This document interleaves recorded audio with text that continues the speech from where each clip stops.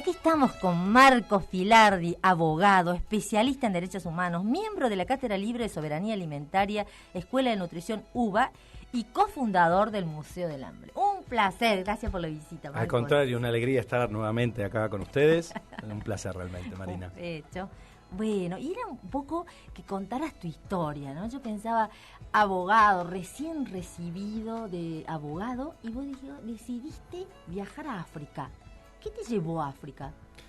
En realidad lo que me llevó a África fue un recuerdo persistente que tenía desde que tenía 5 años, que es el recuerdo de la hambruna televisada, ¿no? Yo recuerdo tener 5 años y ver frente a la televisión la hambruna que se estaba desarrollando en Etiopía, que recordemos se llevó 1 millón de personas en ese año, en un año que hubiera sido para celebrar a nivel global, porque fue justamente el año en el que se arribó a la suficiencia alimentaria, ¿no? Por primera vez en la historia de la humanidad tuvimos alimentos suficientes para todos. Y ahí justamente quedó en evidencia que la disponibilidad es parte del problema, porque en realidad lo que tenemos que garantizar es que esos alimentos efectivamente lleguen a quienes los necesitan. Y justamente en Etiopía 1 millón de personas frente a las cámaras de televisión fenecieron por no tener nada para llevarse a la boca. Y eso que me impactó muy fuerte, teniendo 5 años, me fue acompañando. Yo estudié luego abogacía como muchas y muchas, pensando que ahí en esa carrera vamos a encontrar herramientas de transformación social, del medio en el que vivimos.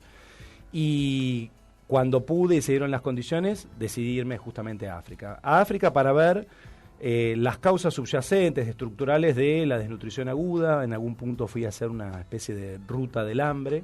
Fui a visitar a los países donde la desnutrición aguda afecta a más del 20% de la población, pero con la idea de responderme esa pregunta que me aguijonaba desde que era chico, ¿no? Desde esos 5 años. ¿Por qué en este mundo de abundancia tenemos personas que al día de hoy siguen muriendo de hambre, siguen sin tener acceso a las calorías mínimas para mantenerse con vida? Y eso es un poquito lo que me llevó por aquellos pagos.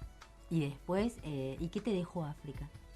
Bueno, a mí me cambió totalmente la vida, ¿no? Eso fue un antes y un después en mi vida, porque la respuesta tentativa que me pude dar en ese año y medio que estuve viajando, que estuve recorriendo, es que básicamente la razón de toda no tiene que ver con la producción de alimentos, con la disponibilidad, sino con problemas netamente sociales, netamente humanos, que tienen que ver con cómo hacemos para distribuir en igualdad esos alimentos que estamos produciendo, y que la raíz de todo es la injusticia social y la desigualdad. Básicamente esa es la idea fuerza que me queda de ese viaje, y que después me permite hacer un paralelo también con lo que pasa del otro lado del charco por nuestras playas. Pero implicó una transformación total. De ahí nace la idea del Museo del Hambre. Ya se incuba por allá por el 2007, cuando digo, bueno, tenemos que hacer todo lo posible como generación de hombres y mujeres para encerrar al hambre de una vez y para siempre en un museo. De ahí nace la idea del Museo del Hambre, y a partir de ahí ya me dediqué de lleno a estos temas.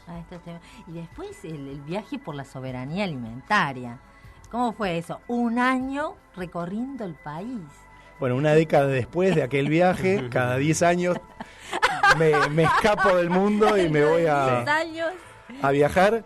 Efectivamente, todo el 2016 estuve viajando por todo el país, unas 260 localidades, unos 50.000 kilómetros, las 23 provincias argentinas, con la idea, por un lado, de ver y documentar en los territorios lo que nosotros llamamos violaciones a los derechos humanos de este modelo agroindustrial dominante, pero al mismo tiempo queríamos salir al rescate, a la visibilización y al enlace en red, sobre todo a tejer redes o a contribuir a tejer redes, de todas las personas que vienen apostando por otro sistema alimentario basado justamente en la soberanía alimentaria y en la agroecología, con la idea de, por un lado, contribuir al armado de un mapeo colectivo de la soberanía alimentaria que sigue en curso, que sigue en construcción, y también tejer una red de abogadas y abogados por la soberanía alimentaria en los distintos territorios que hagan un aporte, una contribución desde lo legal a esta lucha colectiva por la soberanía alimentaria.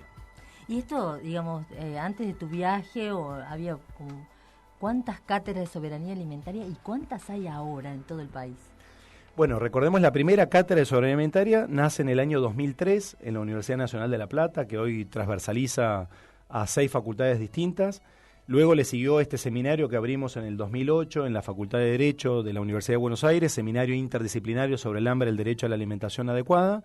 En el 2011 se crea la cátedra en agronomía y quedó Carlos Carballo como coordinador, 2013 en nutrición y quedó Miriam, 2014 en Lomas de Zamora y quedó Anita Brócoli como coordinadora, y ahí se fue como armando como el núcleo fundacional.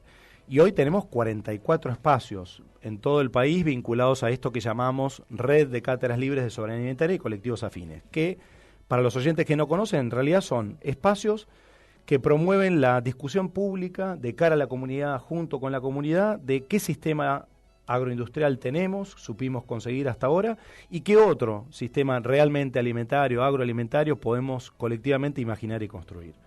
Y la apuesta central es esa, es que se multipliquen espacios de discusión donde pongamos en entredicho este modo que hemos logrado de producir nuestros alimentos en nuestro país y tratar de tejer redes justamente para construir colectivamente otro modelo basado, como decía, en la agroecología y la soberanía alimentaria. Eso, yo decía, recién te decía, explicar en detalle, hay una frase tuya que la describe, que vos decís, somos 44 millones de personas fumigadas. Bueno, y explicar eso y con eso, ese pantallazo de lo que es el modelo del agronegocio en nuestro país y sus consecuencias, porque no es algo que se conozca, ¿no? Sí, cuando hablamos de modelo agroindustrial dominante, básicamente estamos hablando de tres grandes rasgos. El primero es que todo el modelo productivo descansa en un modelo de agronegocios destinados principalmente a la exportación, basado en los monocultivos. El 60% de la superficie cultivada en nuestro país está destinada a la soja, como ustedes bien saben. Si le sumamos el maíz, si le sumamos el algodón, estamos hablando del 75% de la superficie cultivada. Entonces, un modelo productivo basado en los monocultivos destinados principalmente a la exportación, y a partir del paquete tecnológico de organismos genéticamente modificados, somos el tercer país productor mundial de transgénicos, resistentes a herbicidas, ¿no? Con un uso muy intensivo de agrotóxicos y de fertilizantes sintéticos derivados de los combustibles fósiles. Después, la segunda pata de este modelo agroindustrial dominante es que hay un modo dominante de distribuir nuestros alimentos en el seno de nuestra sociedad, que es el supermercadismo y el hipermercadismo, que comercializa hoy el 75% de nuestros alimentos. Y el tercer y último componente es que en este sistema en el que vivimos, la alimentación es una mercancía más, librada a los juegos de la oferta y la demanda en esta economía de mercado capitalista, y esos son un poco los tres grandes rasgos. Y cuando hablamos de 44 millones de personas fumigadas, básicamente nos estamos refiriendo a que este modelo agroindustrial dominante utiliza 400 millones de litros de agrotóxicos por año. Somos el país que tiene el triste privilegio de ser el que más agrotóxicos por persona usa por año. El que más usa es Brasil, pero por la cantidad de población nosotros superamos a Brasil cuando hablamos de agrotóxicos por persona. Y no estamos hablando solamente del glifosato, que por supuesto es el ingrediente activo más usado en toda la agricultura a nivel mundial y en nuestro país, porque todo el modelo descansa justamente en la tolerancia y la resistencia al glifosato, sino que se usan 1.141 ingredientes activos, Marina, y 4.718 formulaciones comerciales distintas. Y esto está teniendo serios impactos en todos nuestros territorios. Por un lado, en las personas directamente afectadas a diario, porque conviven cotidianamente con esos venenos. Estamos hablando de 12 a 14 millones de personas en nuestro país que viven en lo que se llaman pueblos fumigados, que literalmente son fumigados porque les pasa el avión fumigador sobre sus cabezas, les pasa el mosquito fumigador por al lado, porque tienen que aplicar estos venenos con las mochilas. Estamos hablando de los pueblos fumigados y los trabajadores rurales. Y ahí que vemos daño genético, como lo constata la Universidad Nacional de Río Cuarto, en niños particularmente y en los trabajadores rurales. Vemos un aumento de los cánceres, hasta 3 veces la media nacional. Vemos un aumento de las enfermedades neurodegenerativas, Alzheimer, Parkinson, autismo. Vemos enfermedades del sistema endocrino, particularmente hipotiroidismo. Vemos trastornos de la piel, trastornos respiratorios, abortos espontáneos, reducción muy significativa de las tasas de fecundidad, las tasas de fertilidad, y malformaciones. Y eso que pensamos que afecta solamente a los pueblos fumigados, en realidad nos afecta a todos, porque ese uso tan intensivo de agrotóxicos en esa cantidad y en esa variedad hace que todas las fuentes de agua de nuestro país estén contaminadas. Ríos, arroyos, lagos, todos los cursos de agua. de los cuales obtenemos el agua que nosotros bebemos. Entonces, esos agrotóxicos están en el agua que bebemos, están en el aire que nosotros respiramos y están en todos y cada uno de los alimentos que comemos, porque el uso de los agrotóxicos no se circunscribe a la soja, al maíz, al algodón, sino a prácticamente todas las producciones vegetales y terminan dejando residuos de esos agrotóxicos en todos los alimentos que comemos. Y si tuviéramos alguna duda de que efectivamente estemos donde estemos, en el campo o en la ciudad, esos agrotóxicos están presentes en nuestro cuerpo ya, todos los estudios que se han hecho de biomarcadores, análisis de agrotóxicos en sangre, en orina, en leche materna, en cordón umbilical, en placenta, revelan un nivel alarmante de agrotóxicos de personas que no están expuestas directamente a las fumigaciones, sino que esos agrotóxicos les llegan justamente a través del agua, del aire y de los alimentos. Entonces, esto en síntesis y respondiendo a tu pregunta, no es un problema solamente de los pueblos fumigados, porque eso a veces genera que, yo les puedo venir a hablar ahora de Aviateray, de Napenay en Chaco, genera como una solidaridad pasajera, ¿no? Una indignación efímera de, uy, qué drama el de los pueblos fumigados, sin saber que eso en realidad, ese sistema llega a nuestras mesas, está en nuestros cuerpos, está en nuestra sangre, está en nuestra orina, está en nuestra leche materna, está en nuestros cordones umbilicales, está en nuestras placentas. Entonces somos todo un pueblo que está viviendo las consecuencias de la exposición ambiental aguda y crónica a esos agrotóxicos y que nos están enfermando y nos están matando por igual. Recordemos que el 70% de las muertes en nuestro país tiene que ver hoy con enfermedades crónicas no transmisibles, vinculadas a este modelo productivo que supimos conseguir y a los objetos comestibles que este modelo productivo nos ofrece. Estamos hablando del cáncer, estamos hablando de las enfermedades crónicas de las que mencionaba anteriormente. ¿Y qué hacemos con esto? ¿Cuáles son las alternativas, no? Bueno, justamente nosotros estamos convencidos que existe otro modelo verdaderamente alimentario que no solamente es necesario, es urgente, es posible, sino que ya está teniendo distintas expresiones en nuestro país.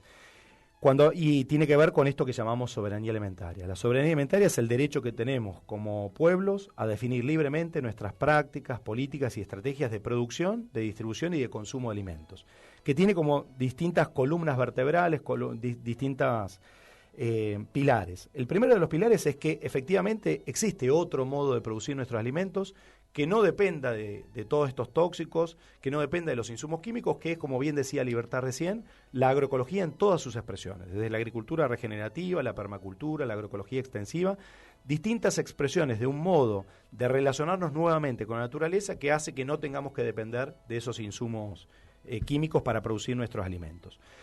Lo segundo es que hay otro modo de distribuir nuestros alimentos que escape al supermercadismo, hipermercadismo concentrado, los grandes intermediarios que son los que se llevan gran parte de la tajada para maximizar sus ganancias, que es justamente priorizar la producción local para abastecimiento local de los alimentos. Frente a este modelo que mira principalmente a la exportación, la soberanía alimentaria prioriza la producción local para la satisfacción de las necesidades alimentarias locales. Y hacia el interior del territorio propone que la producción sea lo más cercana posible a donde están las personas que consumen esos alimentos. Producción local para abastecimiento local. ¿Cómo? A través de ferias del productor al consumidor, siembras comprometidas, compras comunitarias, cooperativas de consumo, distintos mecanismos que ya están en nuestro país que permiten salir de ese supermercadismo y de esos intermediarios clásicos.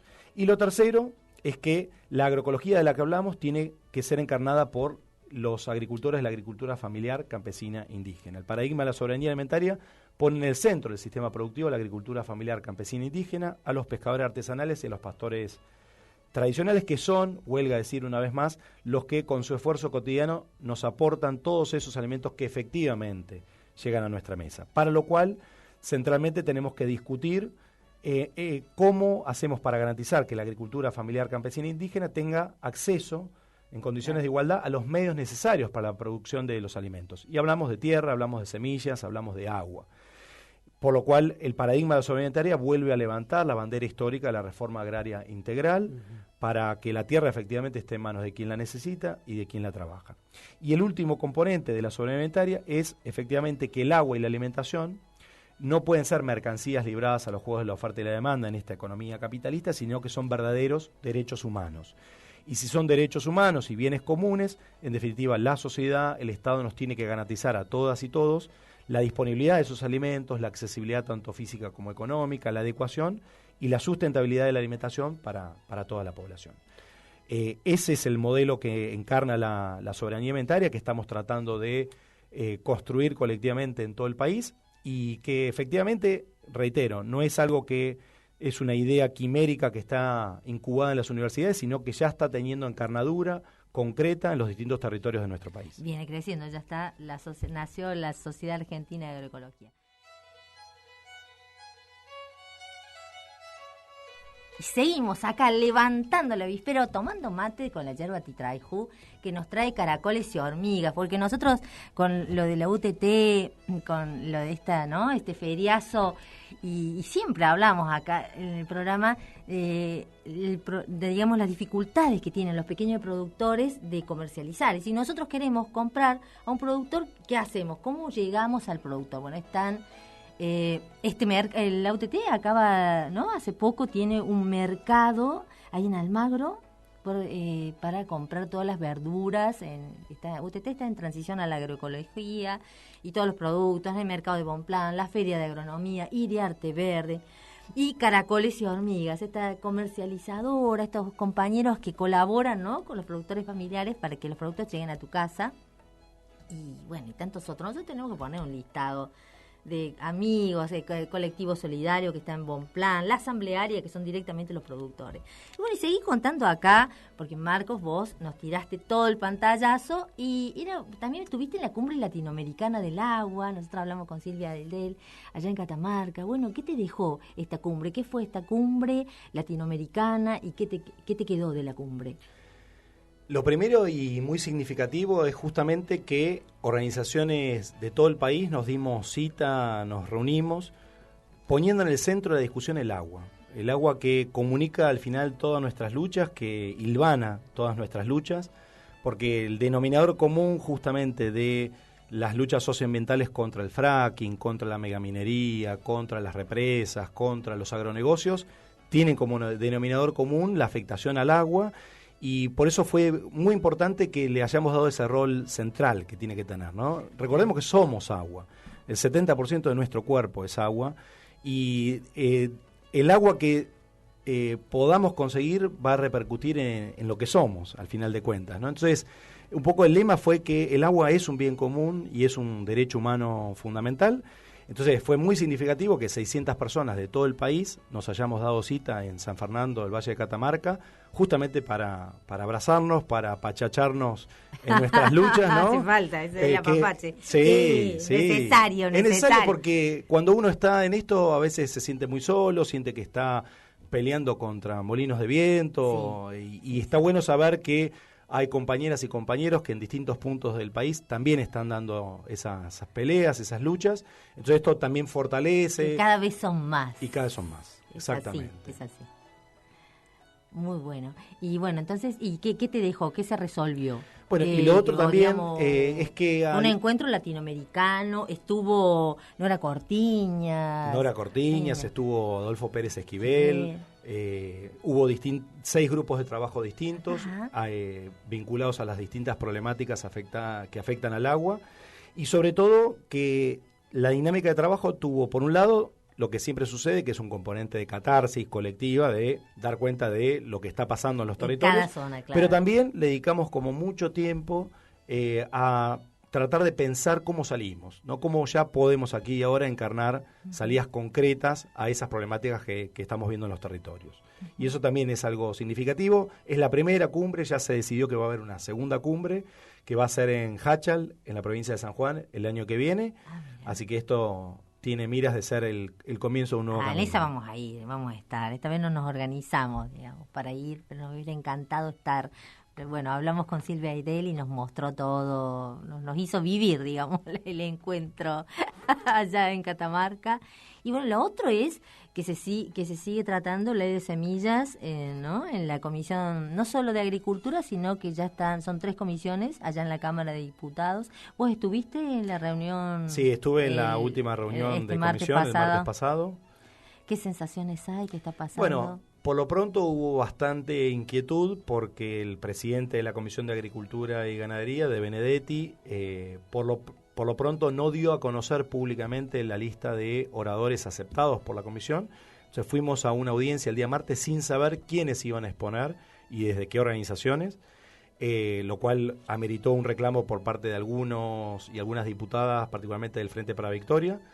Lo otro es que hay una voluntad del bloque de Cambiemos de acelerar el tratamiento de la ley. Ellos, la agenda de trabajo que plantearon apunta a tener 3 sesiones más para llegar a un dictamen conjunto el 16 de octubre, paradoja, justo el Día Mundial de la Alimentación, el Día Mundial de la Soberanía Alimentaria. Ese día quieren avanzar en un dictamen de ley de semillas, y por eso también hubo 2 planteos en la mesa que todavía no están resueltos, y es la voluntad de dar una discusión federal sobre el tema de semillas. El bloque del Frente para la Victoria acercó solicitudes de firmas de todo el país que dicen queremos opinar sobre esta cuestión, desde Cuyo, desde el NOA, desde el NEA, desde la Patagonia, así que pidieron formalmente a la comisión que empiece a girar por regiones en todo el país para escuchar a los distintos actores involucrados en este tema, y en segundo lugar que se escuche y se haga la consulta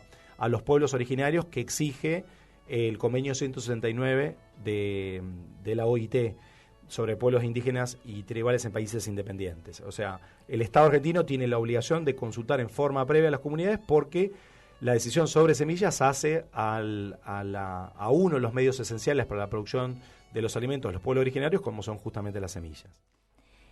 Bueno, veníamos hablando justo ley de semillas, que bueno, esta nueva conducción de Federación Agraria, nosotros queríamos hablar un poco más con la gente de Federación Agraria que está en el tema de semillas, porque ellos presentaron un proyecto, ¿no? Y si van a seguir defendiendo eso del uso propio, gratuito para los pequeños productores, los campesinos e indígenas, y lo que tenía la ley de semillas de el carácter de orden público, que sea superior a los contratos entre privados, ¿no?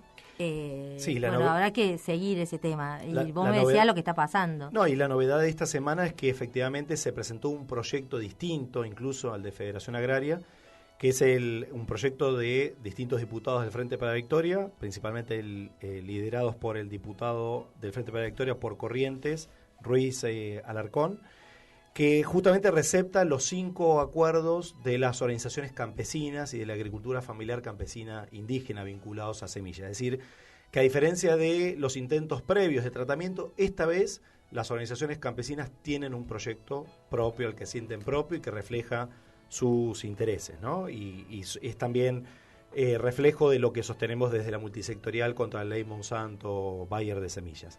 Y otro dato significativo de esta semana es que concluyó la visita de la relatora especial de Naciones Unidas para el Derecho a la Alimentación, que para los oyentes que no conocen, hay que decirlo, es la experta designada por la Comunidad de Estados a través del Consejo de Derechos Humanos para monitorear la situación del derecho a la alimentación adecuada en todos los países. Estuvo desde el 12 al 21 de septiembre en nuestro país y ayer dio una conferencia de prensa donde emitió sus conclusiones preliminares, porque el informe definitivo va a estar en marzo del año que viene. Pero básicamente el primer punto sobre el que llamó la atención del Estado argentino es por el desmantelamiento de las políticas hacia la agricultura familiar. Entonces dijo, en este tiempo de crisis económico-financiera, lo peor que puede hacer un Estado es desmantelar justamente el sistema de agricultura familiar.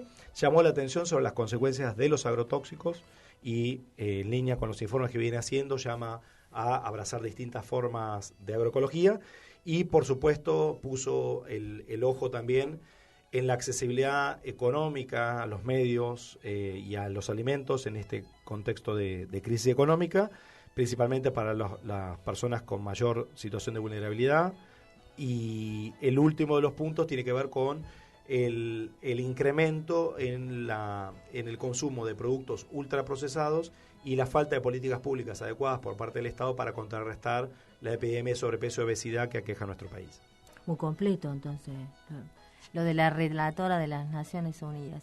Y bueno, y lo que nos quedaba que contaras es, bueno, ¿qué podemos hacer cada uno de nosotros que queremos una mejor calidad de vida? ¿Cómo podemos aportar a la soberanía alimentaria de nuestro país, de alguna manera? Por lo pronto, reapropiarnos de ese evento alimentario tan íntimo que es el acto de comer, ¿no? Lo que comemos forma parte de nuestras células, somos efectivamente lo que comemos, y de tan repetido se torna opaco, no nos detenemos a pensar en qué comemos, quién lo produce, cómo lo produce, para qué lo produce, para quién lo produce, de qué manera lo produce, ¿no? Entonces, reapropiarnos de ese evento alimentario tan íntimo y ser conscientes de ese evento alimentario. Ya si hacemos eso, tenemos parte del camino recorrido. En segundo lugar, frente a eso, una vez que nos hacemos estas preguntas, ¿estamos condenados inexorablemente a seguir alimentando el sistema de agronegocios y supermercadismo? ¿O podemos, a través de nuestra opción como comensales, como consumidores, como prosumidores, votar por otro sistema alimentario? Bueno, desde cada acto de compra que hacemos, votamos en algún punto por otro sistema alimentario. Entonces podemos decidir si la plata queremos que vaya a los productores hortícolas vinculados a la UTT, yéndoles a comprar directamente a ellos, o a través de los espacios que vos señalaste antes, o si queremos seguir dándole a los agronegocios, a la industria alimentaria y a las cadenas de hipermercados concentradas. Pero, por supuesto, el sistema no va a cambiar con los intereses en juego con esas dos cosas, sino que también interpelarnos en nuestro rol de ciudadanos y miembros de una comunidad política para que le pongamos el cuerpo, salgamos, nos movilicemos, nos informemos para colectivamente contribuir al cambio del modelo alimentario.